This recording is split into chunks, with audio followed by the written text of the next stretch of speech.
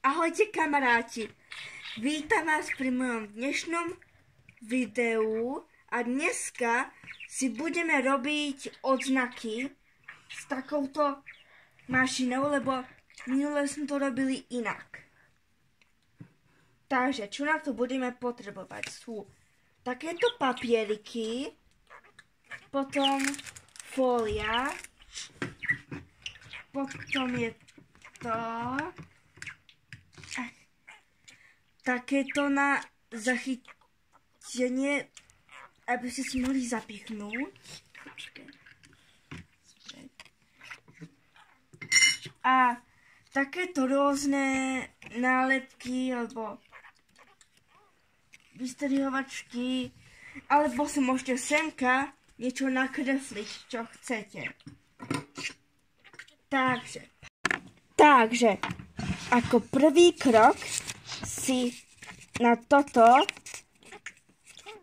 dáme na tento pliešok papier, ale nemusí to byť.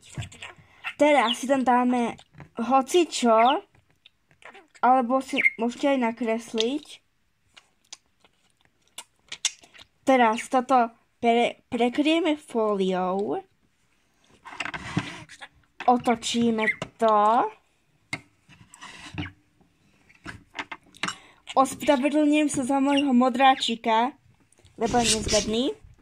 Teraz sa to stlačí a keď si pozrete, či je obrázok hore, áno je, tak otočíte to a pritlačíte to na tú druhú stranu,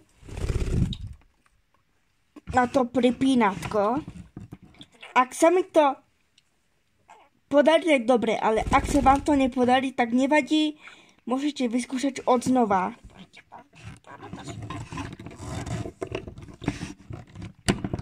Dobre. Tak. A takto vyzerá odznak, síce, ale musím vás na niečo upozorniť.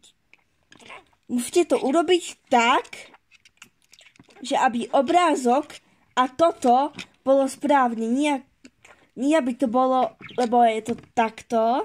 A keď to otočíme, tak jahoda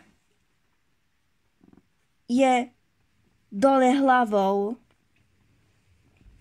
Takže na to musíte dávať pozor. Ani ja v tom ešte nie som geniálna. Takže tak. Tak. Už k tomu nemám čo povedať. Nech sa vám dobre tvorí. Nezabudnite dať like, odber a vidíme sa na budúce. Ahoj!